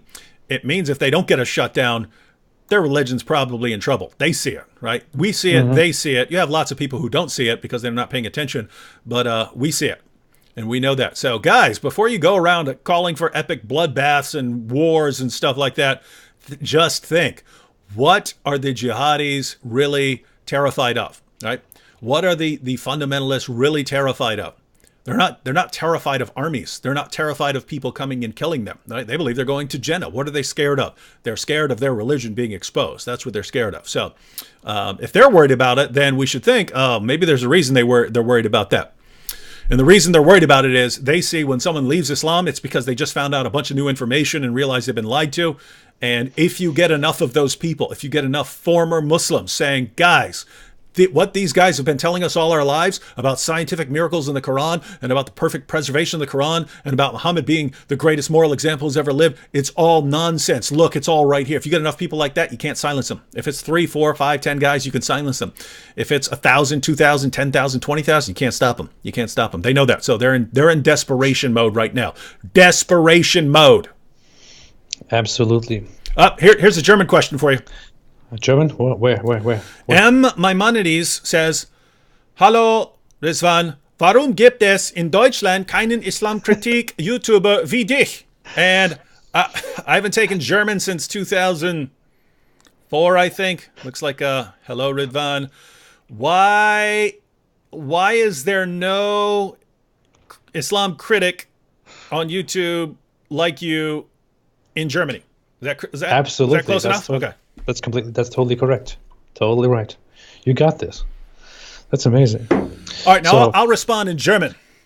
Hallo, Maimonides. Go on. Es gibt kein... No, okay, go ahead. Do you want me to answer in German? No, I'll English. I don't know. I get this question a lot. I have actually started a German channel. I don't know. Everyone who is here, everyone who speaks German, I called it Der abtrünnige Prophet. I wanted it to be distinct from the English one, so I just gave it a German one. I'm still not sure about the title of that, but anyway, I made videos there, 2 videos before, and that was after my last video. I said in the in the following weeks I would start making more videos, but I said that 5 months ago. Mm-hmm. So I don't know what I'm going to do with that, but I actually really want to go on and do that because I know that there is a lack of critics of Islam in Germany, that people are looking for that. Because the problem is also in countries like Germany, ex-Muslims, people who leave Islam, don't dare to criticize Islam. For two reasons. Not only because it's dangerous, not only because there are so many people around who would come and beat them up or kill them, which is probably not that big of a threat. I don't think that really frequently happens. But they would probably be beaten up, harassed, whatever. They would also be attacked by the government, harassed by the government. But the actual problem is that people in Germany, ex-Muslims in Germany who leave Islam, many of them have so many Muslims around them. Many of them still live around their Muslim families and Muslim relatives and Muslim friends and this and that. And usually, if you come from a Muslim background, you have very close relationship ties. You have very close, very close ties with your families and your relatives. And in that state, many Muslims don't want to go out and start criticizing Islam, because in that case, they would start, their relatives would start distancing themselves from these people, and they don't want that. I use so many words, but what I'm just saying is that many Muslims don't want to. Many ex-Muslims don't want to do that because they don't want to cut ties with their families and relatives. I wouldn't care about my family and relative ties. I would just go ahead and criticize Islam. That's why I'm doing it like this. But I'm not in Germany. I'm in America. But I will probably go ahead and start doing this in German as well. I don't know. Hopefully. And for you, check. For you, Germans, I understand that there are people in the world who, they have considerations of family. In some places in the world, they have, considerations of, safety. If you're like that, keep in mind, you can also respond to Islam. Just don't put your picture up there, right? Mm-hmm. Just put a little cartoon up there. Put a little Apostate Prophet cartoon up there, and just you do voiceover. Yeah. Yeah. Or you could go ahead and be like the Masked Arab, for example. Mm-hmm. He does it without ever showing his face. No one knows what he looks like. But he has had a great channel. He stopped making videos for a while. Mm-hmm. I don't know, but you could always do it like that. So everyone who wants to get into this, who wants to help us criticize Islam, who wants to show what Islam really is, anyone who thinks I can do that and I want to do that, please go out there, do that, help us, and I would happily help and promote everyone who chooses to do something like that. Yep. And another way to do it would be to take, let's say, Apostate Prophet's videos and download them, dub over them. So you translate as you're going along, dub over that, stick that on your own channel, and then no one sees your face, or add subtitles to them. So there's a couple ways of doing things. Hey, check this out. This is another example of what we're talking about. Malik Qasim here says, Apostate Prophet, peace be upon you. Why is your channel blocked in Pakistan? Dude, it sucks trying to find your new videos. This is exactly what we're talking about, right? Yeah. They have to shut down. Now, one of the things that's really shocking is when this happens with like my video about a cat not walking on the Quran, that you'll have Muslims all over the place getting millions of views on videos claiming that a cat won't walk on the Quran, and then I'll put a Quran on the floor and a cat walks all over it, and I'll put that video up there and I'll say, guys, this is a lie. And the nation of Pakistan says, YouTube, you have to block this video. We can't allow that. So what kind of nation do they want? They want a nation where people can lie to people and say, this is a miracle of Islam that a cat will not walk on the Quran. They want a nation where the lies are heard by everyone, but the truth, which is so simple, just actually do it. That's never heard. That's blocked. So they want the lies. They want the lies, right? And that's the only thing they can see to do to defend their religion. Because just imagine, right? Well, why would they be scared of me pointing out that something is a false claim? Yeah. If I say, hey, that is a false claim, these guys are lying to you, I can prove it. If you think that your religion stands upon good evidence, if a Christian gave the stupidest argument ever for Christianity, I thought this is a really stupid argument, it's based on a lie. And some other Christian went and exposed that, or some Muslim exposed that, I wouldn't say, oh no, we have to block that Muslim from exposing this lie. Why would I do that? If it's a lie, I want it exposed. But you've got in Islam, no, we want the lies. We want the lies. See, I'm searching on my in my email inbox. For all those emails that I receive, which tell me that the government of Pakistan complained about the video and had it blocked in Pakistan. I see so far about 30 notifications. 30 of my videos have been blocked in Pakistan. Can you just imagine that the country Pakistan blocked access to my channel? Yeah. So they really blocked access to my channel. Any regular person who is in Pakistan and who wants to come on my channel will see that this channel is not available, or your connection is not all right, or whatever they see. They have to use a VPN. They have to pretend they are somewhere else in order to reach my channel. On top of that, on top of making such a block, they also complain to YouTube, the government, and block 30 of my videos. You know, blocking my channel is not enough. They also want to go ahead and block my videos. That's crazy. What kind of nation is that? Seriously, I mean, if there are viewers from Pakistan, I'm very sorry, but seriously, what kind of nation is that? Mm-hmm. What kind of nation is that? Is anyone proud of that? No, you've got people who work for the government of Pakistan who sit around trying to figure out how to block all our videos and block all our channels and stuff like that, right? Makes me feel kind of special. There's some guy sitting in the government of Pakistan keeping track of our videos and just complaining about them to YouTube.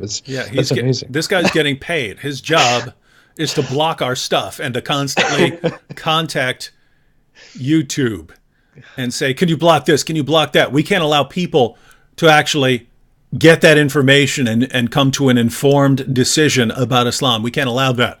We have to keep them in the dark. We have to keep them in the dark. Can you imagine that there's this guy in the government of Pakistan, whenever you post a video, he receives a notification, David Wood just uploaded a video, and he's like, okay, I have work to do again. And then he goes and files a complaint about that video to YouTube.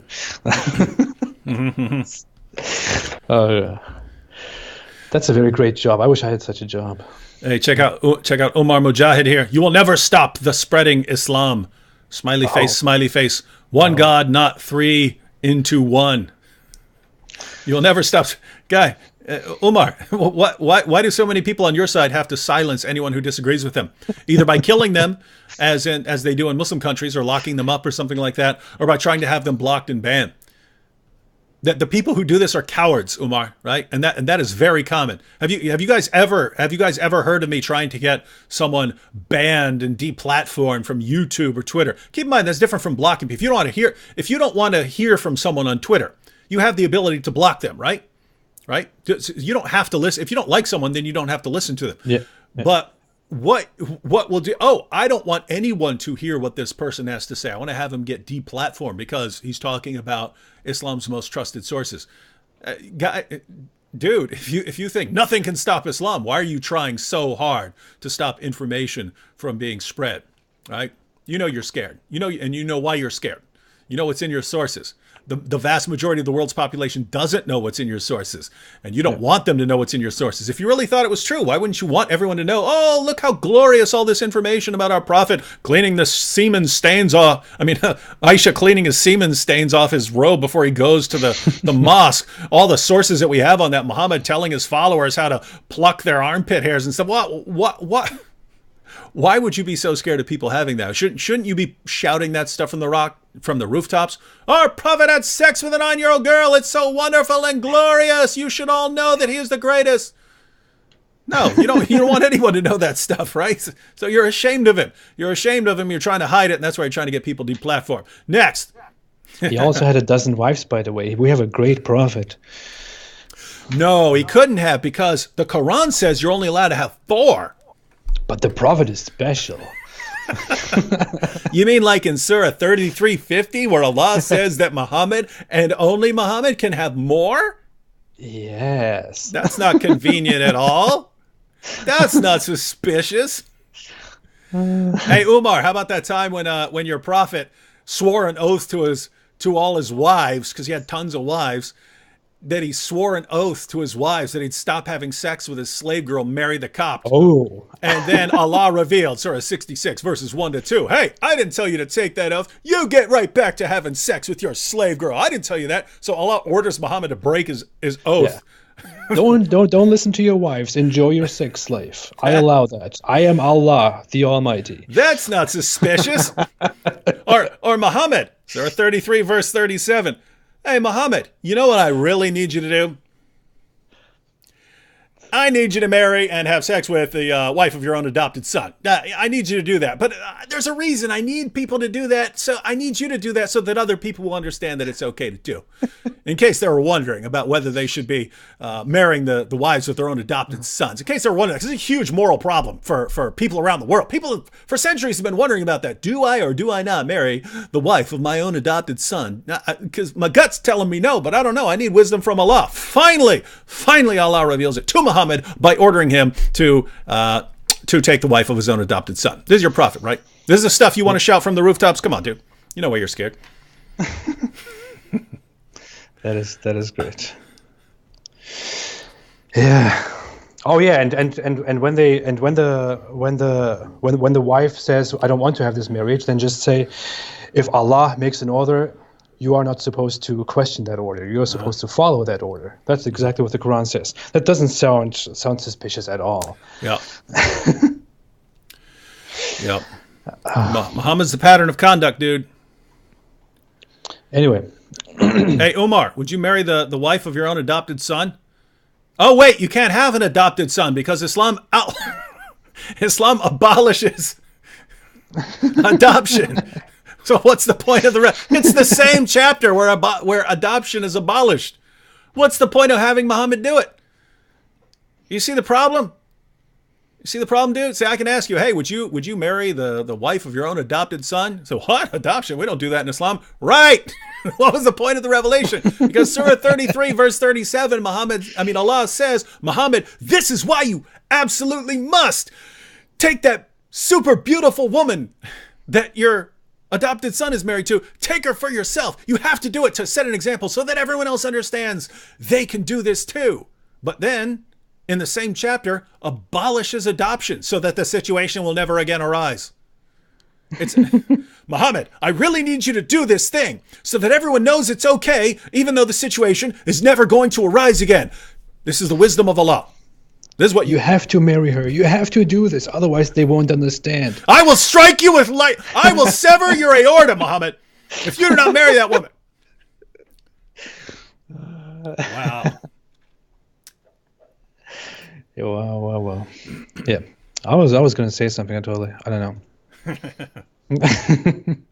I'm scrolling through the comments. Man, there's tons of comments. Every time I read one, all of a sudden there's like 400 more. That was awesome. Now you see, I should point out stuff like this. Because people post stupid stuff like this. It's turned to show the Muslim now. They can be attacked too. No, it's not. And you can tell that the name here, Khan, is from a different part. But no, you don't do that. You refute it. Islam it's like made of paper, right? You can just poke holes in it like that. Pop, pop, pop, pop, pop, pop, pop. You can do it like that. But I brought this up earlier for a reason. There are people who, I don't want to have to actually sit down and read the hadith and refute it. That sounds too much like work. So I'll just spend all my time advocating for violence. And all the time you're sitting there advocating for violence, you could have learned some Quran verses and actually exposed Islam. If you say, no, I'm going to teach Muslims that they can be attacked too, guess what? You did not help your cause. You just massively hurt your cause because your violent attack will be used to shut down what actually is the solution, namely refuting Islam, right? It will be used to silence people on Facebook, on YouTube, on everything else. So guys, start thinking like people who aren't complete morons. And I just want to say that is a moronic thing to say. I'm going to go teach Muslims they could be attacked. Come on. Yeah. You could read this. This is as small as the Quran can get, or even smaller than that. It's very thin. It's because there is not much content in this. It's a completely stupid book. But you could just sit here and for several hours read this. It would take you 2 days max if you really read it through. Although it's very, very agonizing, extremely painful, Absolutely. extremely painful to read this book through. It took me years of trying to actually read that. It is so painful. I would actually rather read a phone book from beginning to end backwards than read the Quran. Keep in mind, I force myself to, but it is so horrible. And then as you're reading it, it's making all these claims about being so great. And it's like, what are you talking about? This is awful. It was, what's his name? Anthony Flew. Anthony Flew, one of the leading philosophers of religion of the 20th century, was asked, so he was an atheist and then he became a kind of theist. He didn't accept Christianity or Islam, but he was asked to compare them. And he drew 3 comparisons, ladies and gentlemen. This is interesting because, again, this guy said he wasn't going to convert to Christianity. He wasn't going to convert to Islam. He believed in a kind of deistic God at the end. But he was asked, well, what are your thoughts on Christianity and Islam? And he said he basically had 3. He said, the Apostle Paul was a brilliant scholar and had a first-rate philosophical mind. So he said that. And he compared that with Muhammad, who was an illiterate 7th century caravan trader, right? So one is a great scholar and the other is the opposite of that. He said that Jesus is an incredibly charismatic figure that everyone is drawn to. Muhammad just isn't, right? And the other comparison was the Bible and the Quran. He said, even if you're an atheist, the Bible is an amazing work of literature that you could spend tons of time going through. And he said, to read the Quran is to do penance. The Catholics out there know what penance is. That's where you punish yourself for your sins, right? Reading the Quran is punishing yourself for your sins. And that's just a fact. And the Muslims say, no, it's the greatest. It's so wonderful. It's so beautiful. You're trained to say that. You're trained to say that. You know that's not true. You know it's painful to read the Quran. That's why every time I talk to a Muslim and I bring up 2 Quran verses, they've never heard it before. Why? If it's so wonderful, why don't you spend some time and actually read your sources? You don't, because it's really, really bad, and you know it is. You know it is. But you hear your leaders telling you, oh, it's so wonderful, and you think, oh, they're telling me how wonderful it is. Come on, guys. Let's get serious here. I was a Muslim, and when I was a Muslim, I was very religious. I was extremely, I would love Allah and love Islam and love this whole religion and dedicate myself to this weird, dark worldview, and I would really follow it. But I attempted to read the Quran the first time. It was so hard. I mean, I'm going through the Quran right now again during my whole break because I'm working on some projects and I want to go through the Quran again to check all the things that I missed or didn't miss, and it's extremely painful. I could make a video about that. A very short example. I could make a video about that. The 2nd chapter of the Quran is the longest chapter. The chapter is so long not because it says so many things, not because it gives you so much information, so many new things that you need to know about. No, you have one topic on one page. You go through that topic. You go on the next page, it talks about the same topic again in kind of different words. You go on to the next page, it suddenly talks about the same topic again in slightly different words. You go on to the next page, it's switched to a different topic by now, but then on the next page it comes back to that topic again and says the same thing over and over again in slightly different words. That's how stupid this book is. No, that's the majesty of the book. It says it over and over again because you really need to get those points down. This is the wisdom. This is the wisdom. Hey. And it keeps blessing and blessing and blessing and glorifying Allah, telling us about how great, how wonderful, how amazing Allah is without giving us any new information at all. It's yeah, for people who are tuning in late and you're like, hey, aren't you guys talking about the Sri Lanka church bombings? Well, yeah, we kind of are, because we talked a little bit about the Sri Lanka church bombings and the horror of the idea that, jihad can just spring up anywhere, right? Because this is not ISIS where everyone's watching it. This is just a random small group that even when they're told this group is planning something, they didn't really care, because who are these guys? They're a couple of guys.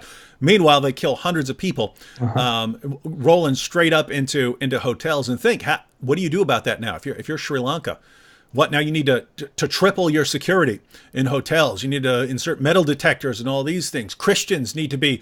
You need to have armed soldiers standing outside there searching. It totally changes your country. with just a few deaths, right? From an Islamic perspective. Hey, and this was the entire strategy of Al Qaeda, right? We'll go do something, a couple of us will die, and it will massively alter their entire infrastructure of their country in their panic to do something about this. So we're talking about that sort of thing, like the just the horror of the idea that it can spring up anywhere. Anyone can just become a very quick target of Islam. And but then the topic became, how do we deal with it? And there's this dispute about whether you become violent or whether you just keep refuting the ideology. And people always say, no, it's too late to deal with the ideology. And again, this is the first generation that's had the opportunity. Don't act like, oh, but we've been trying for 1,400 years to refute the ideology. No, you haven't.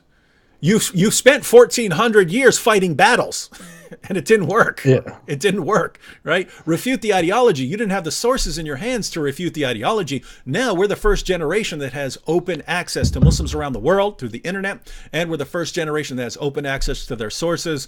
My goodness, people, start reading, learning the material, and exposing Islam. That's exactly why I actually got into this. That's what I wanted to say. I wanted to say reading this book is very painful. And then we got into this whole discussion about how this book is very, very weird, very, not good for an intelligent person, not very easy to read. But what I was actually wanting to say is that you could sit down and read this book in a very short time, understand what it says.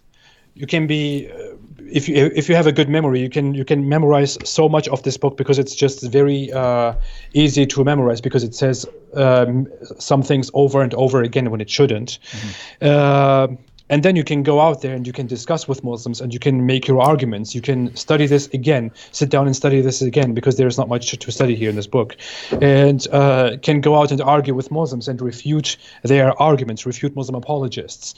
Go on an intellectual fight here and try to reduce the influence that Islam is trying to have on this world, just as David and I are trying to do here. Instead, to just throw this book away and think this is not worth reading, just throw it away and just go out there and kill a bunch of Muslims. That's definitely not the way. That's not how it should work. Yeah, that's pretty lame and lazy and stupid and disgusting. Yeah, and just imagine some of the people who want like global bloodbath. Imagine if you were successful, right? Imagine that if we, the West, turned into the kind of people who just go out and slaughter 1.6 billion people. You don't come back from that, right? Yeah. You have just become the kind of people who go out and slaughter millions upon millions of people because, I think they're a threat. Well, guess what? If you just became that kind of people, guess what? You're going to see other people as threats, and other people are going to see you as threats. And guess what? You're already the kind of people who kill each other over your differences. You just completely changed in a really, really horrible way.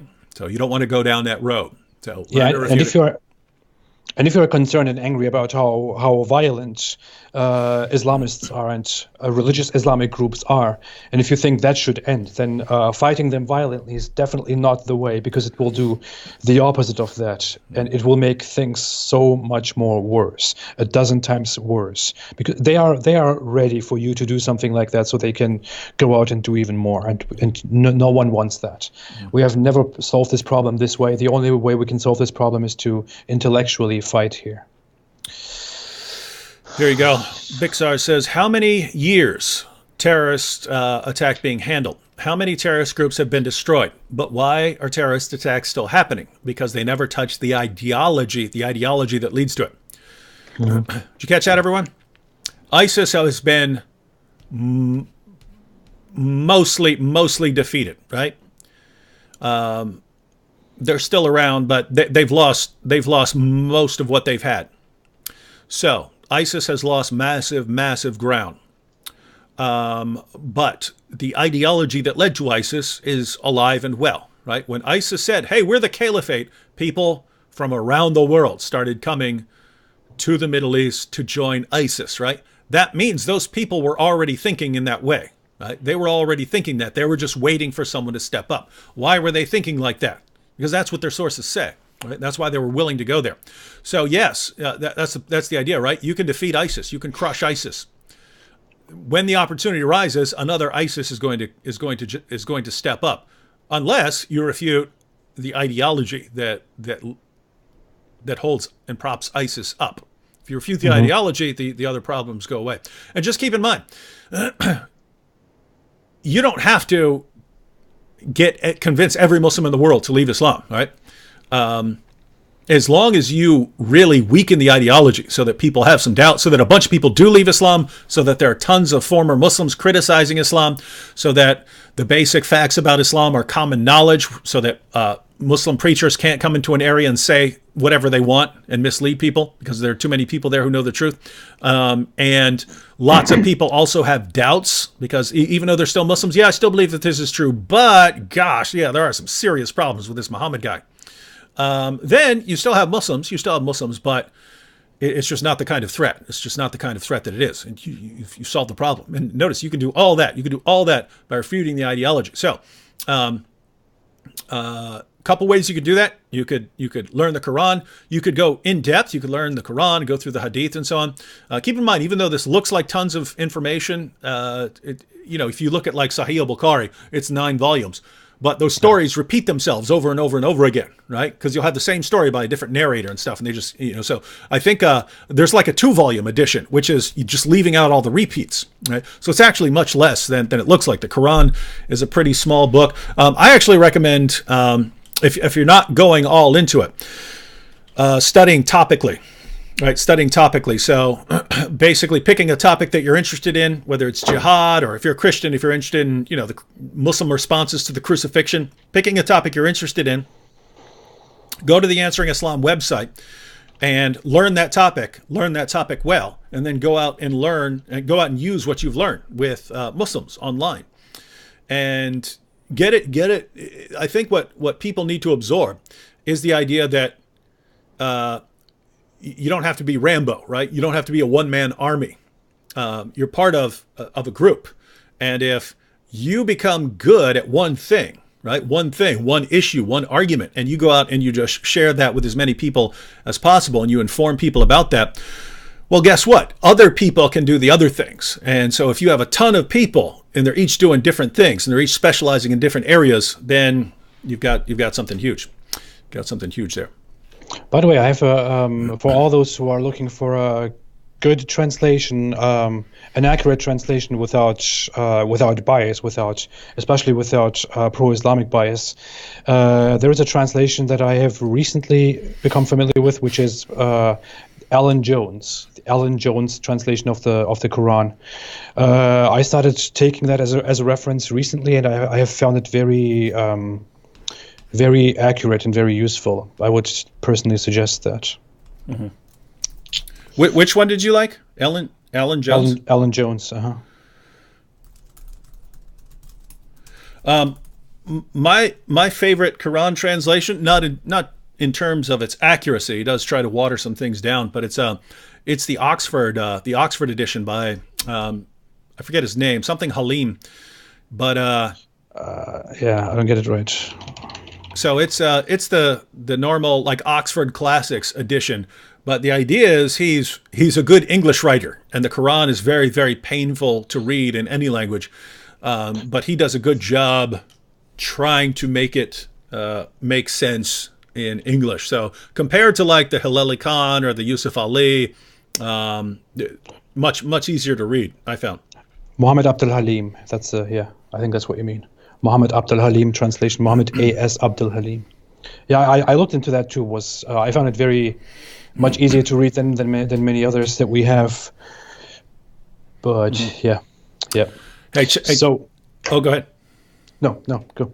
Oh, I was just going to respond to Umar Mujahid here. Umar Mujahid says, most of you Christians are not the true follower of Prophet Jesus, peace be upon him. But some of you Christians are follower of teaching of Prophet Jesus, peace be upon him. Do you notice something here in his comment?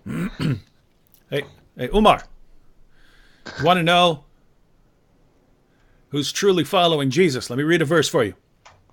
This is Gospel of John, the favorite gospel of Muslims to go to when Ahmed Deedat or Zakir Naik or anyone wants to show that Muhammad's in the Bible. Where do they go? Gospel of John. So you know this is as good as gold.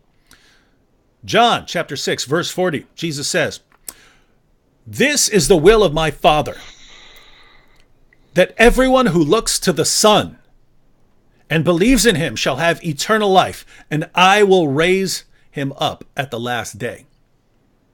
So this is Jesus saying the will of the Father,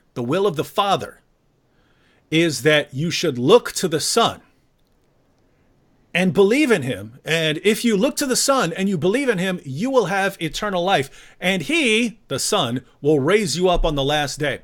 Now, are you following that? Because that's the words of Jesus. So who are the true followers of Jesus? The people who say, no, that doesn't make any sense. Oh, that's stupid. I reject that. Oh, I don't believe that. Those are the true followers of Jesus, right? The people who mock and laugh at what Jesus said and ridicule it. What about when Jesus repeatedly said that he was going up to Jerusalem to die? What about when Jesus said that he has come not to be served, but to serve and to give his life as a ransom for many? Is that what you believe? That Jesus died as a ransom for others? Is that what you believe? So who are the true followers of Jesus? Let me guess. The people who actually believe what Jesus said, those are the false believers. Those are the false Christians. The true Christians are the ones who reject everything that Jesus said and just believe in Muhammad. This is brilliant Islamic reasoning at its finest, ladies and gentlemen. Yeah, Umar Mujahid also thinks that that Jesus is a prophet. He also probably thinks that Jesus is a prophet in the merely a prophet in the Christian faith. I've come across many Muslims who think that because they are not familiar with what Christianity actually teaches. That Jesus is only a prophet, nothing more than that. Omar, you should educate yourself about the subject matter, really. He doesn't want to do that. No. All right, David, do you want to slowly? Yeah, we'll wind it down, so we're definitely off in the next 18 minutes.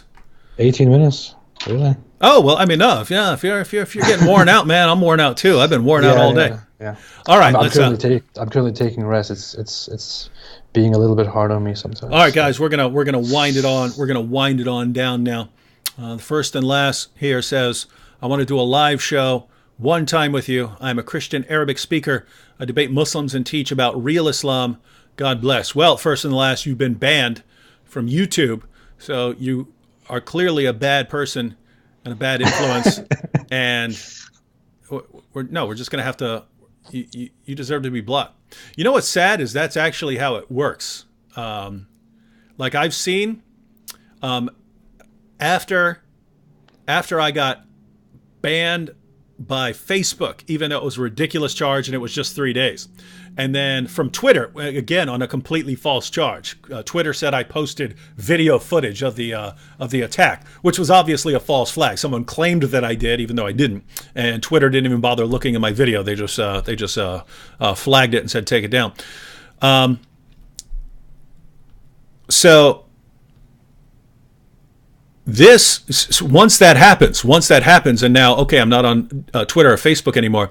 Now they're contacting other platforms and saying he's already been banned for hate speech from Twitter and Facebook, so you should take him down too.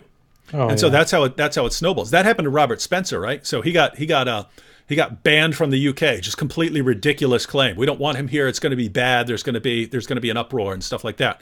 But then that gets used. So then they go to like Visa and stuff like this. Visa, you can't allow people to send money to Robert via Visa or Patreon or something like this. He got banned. He's so hateful. He got banned from the UK. And then once you're banned from Visa, then they say, look, he's been banned by Visa and he's been banned from the UK and stuff like this. And it just keeps snowballing. And you never need any actual substance on why someone is being banned. But yeah, first and last, yeah, we'll do something. So send me a message because you're obviously going to get taken down. And what would be awesome is if my channel gets taken down just because I have you on there when you're banned. Yeah. All right. You see anything else you want to respond to? No, I just want to thank everyone for the participation, for the amazing participation, for great comments, all the nice words people say during the entire live chat, both to you and to me. Thanks, everyone, so much. Oh, wait, one more here, because this is relevant to both of us. Sasha says, why do Christians support Imam Tawhidi? So you're not a Christian. But why would lots of people be fine with Imam Tawhidi? Do you want me to answer that question? Yeah, go ahead, and then I'll give my Well, thoughts. I would say many support him because he's being a very fair imam.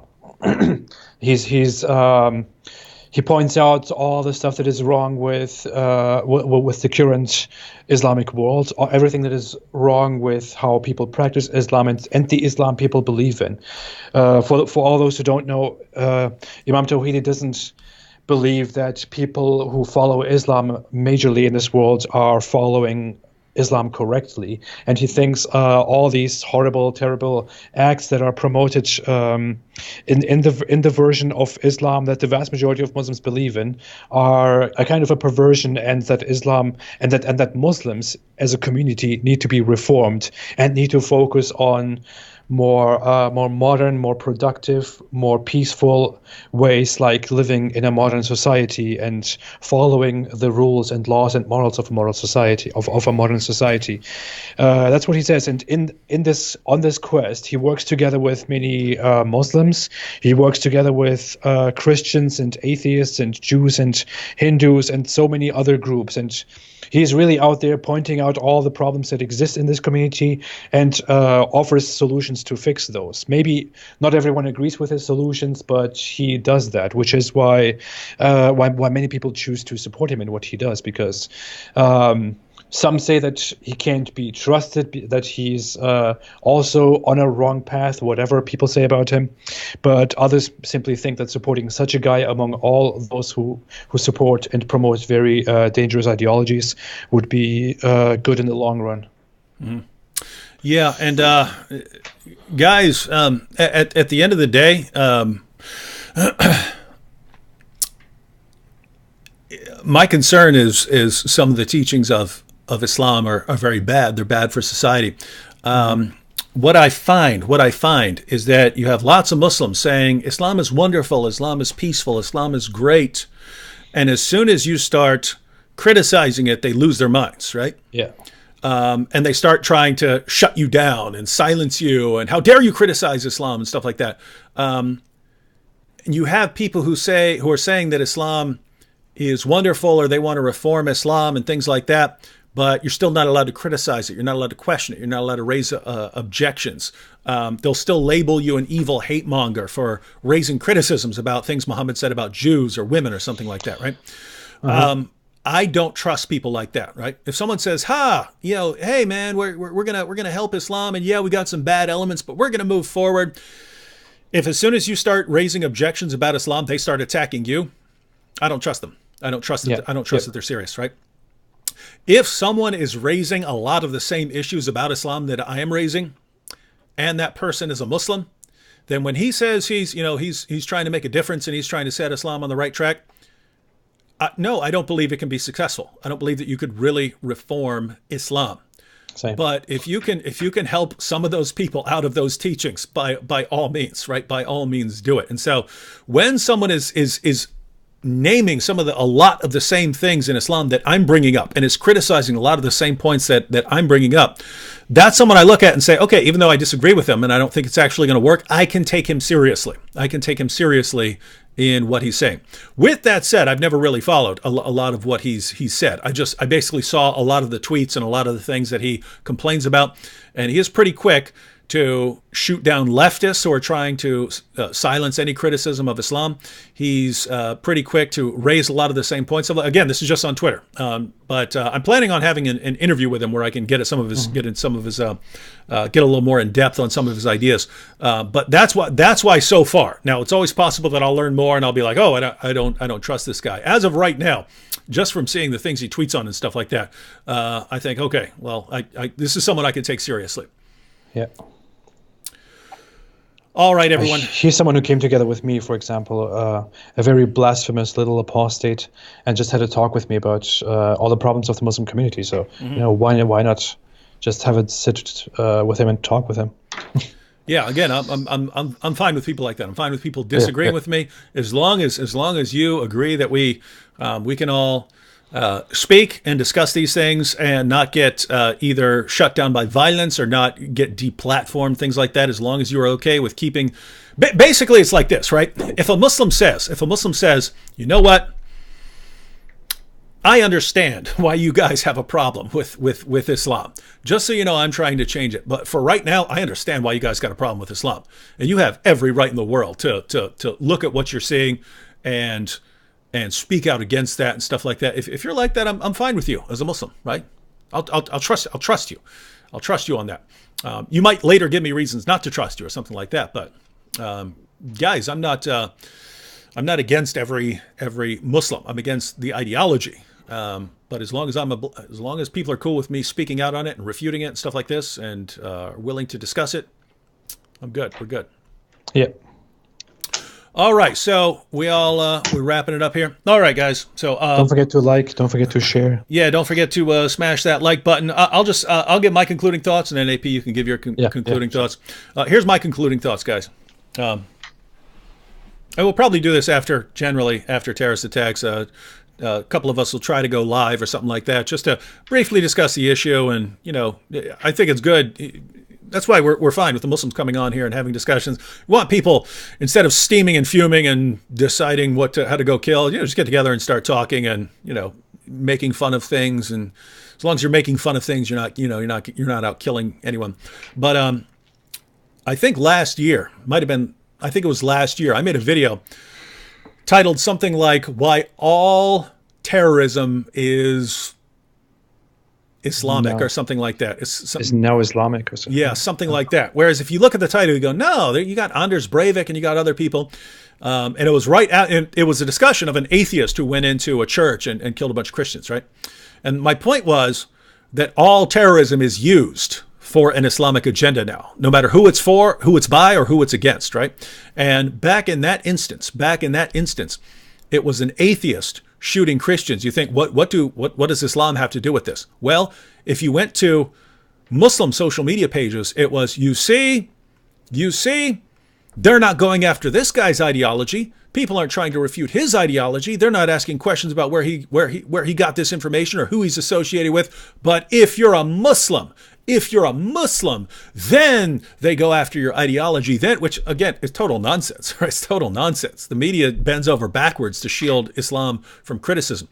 But there's a reason, right? Terrorism is a case-by-case basis, right? You look at the person who goes and does the shooting, you're trying to figure out why he did this sort of thing. And if it looks like he's connected to some bigger group, then you do go after the bigger group. You do go after the bigger group. In that case, he was just a really, really weird, sick, angry hothead, right? He's not attached to anyone else, so there's nothing to go after, right? But anyway, The point there was, that was an atheist shooting a bunch of Christians, and Muslims used it to try and silence criticism of Islam. Because when people go after the ideology of Islam, but not after this guy's ideology, you see that proves that it's all based on bigotry and hatred of Muslims. So they used that terrorist attack to silence critics of Islam. When there is an actual Islamic terrorist attack by Muslims killing unbelievers, that gets used to silence critics of Islam, because Muslims come out and say, oh, but there's going to be an anti-Muslim backlash and Muslims are going to get slaughtered. So people actually try and shut down criticism of Islam. Not to mention the actual impact of the terrorist attack, which is you might get killed if you speak out against Islam. So there's those things. And now more recently we have the Christchurch massacre. That's used to get people deplatformed. That's people killing Muslims. And so you see, people are killing Muslims. We have to silence more people. We have to shut down criticism of Islam. Now we have the attacks in Sri Lanka. And what is this going to be? To help prevent an anti-Muslim backlash, we have to silence criticism of Islam. No one has more ever used terrorism the way Islam does. It's epic, even though it's evil and diabolical, and I would say demonic. It's brilliant. It's brilliant the way they use it. No matter who gets killed or by whom they get killed, it's used to further the agenda of Islam. It's amazing, but you have to be aware of it. And once you're aware of it, you have to make sure that it's not used against you. Those are my thoughts. Wonderful. What I think is, After the attack happened in Sri Lanka, especially today, when I checked social media and when I looked at all the responses politicians and world leaders gave to the attack compared to the responses they gave to the Christchurch shooting, for example. When I saw an article that the Washington Post posted earlier in which they described that the far right in the West was outraged about the terrorist attack in Sri Lanka and so on. When I see that the whole West goes crazy after the Christchurch mosque massacre, which was a horrible act. And then I see that after the Sri Lanka attack, which is also raised by so many Christians and non-Christians alike who are concerned about the shooting, when I see that in such a situation, most of the people don't even care. Most of the politicians don't even care. They just share their condolences and condemn the attack, and then they are over it and talk about something else right away. While after the Christchurch shooting, we spent so much time blaming everyone, blaming ourselves, blaming this group, blaming that group, blaming Trump and everything that we could possibly blame. When I see that, when I see those double standards, I just think, what is happening? What is this about? I mean, we show this kind of sympathy to Muslims, which is okay. We blame it on Islamophobia, which is not okay. We think that Islamophobia is a global problem, that white nationalism, white supremacism is a huge problem worldwide, that we need to stop it before the last Muslim in our lands can't live in safety anymore, because most of the Muslim population in the West is being discriminated against and persecuted and hated. When I see such things, I just can't resist. I just want to go out there and do even more, and I want to change something because, for one, most Muslims, the vast majority of Muslims, probably 95% of Muslims in the West, have never experienced any kind of persecution or discrimination or anything at all. At best, they have heard something like, go back to your country.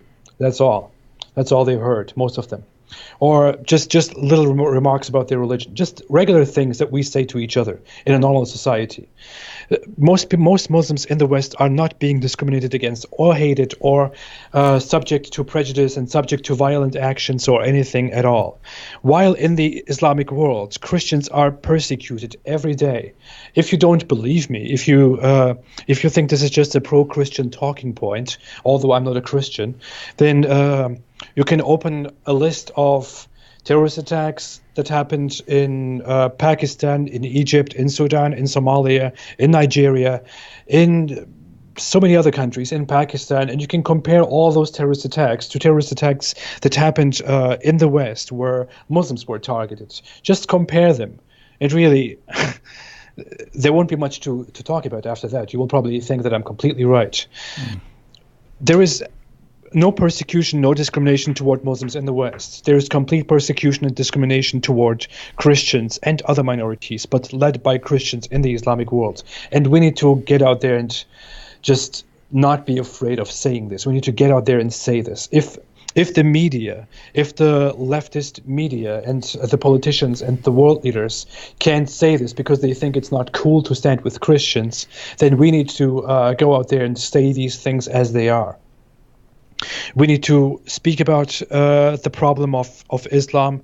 We need to be able to speak about how Islamic groups act around this world and how minorities are oppressed in this world. And I don't care what anyone calls me for that. I don't care if I'm called a far-right person for that, if I'm called a Nazi for that. I will gladly call myself a Nazi if that's what a Nazi is supposed to be in the West. You know. By the way, that clip is going to get cut out. I will gladly call myself a Nazi, and that's going to be in someone else's YouTube video. I know. I'm expecting that. That would be. I'm totally expecting that. But anyway, that's why we're here, and that's why we need to speak more and more against Islam. We need to inform more and more people about Islam. We need to tell everyone what this is about, and we are glad about anyone who joins us in doing this, and anyone who supports us, anyone who comes to listen to us. We're doing something. Mm-hmm. All right. Well, thank you, everyone, for joining us.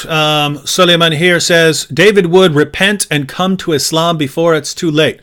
Now, I assume that he would mean more than just me. This is an invitation and advice to everyone. Everyone should just repent and believe in the most obvious false prophet in all of history.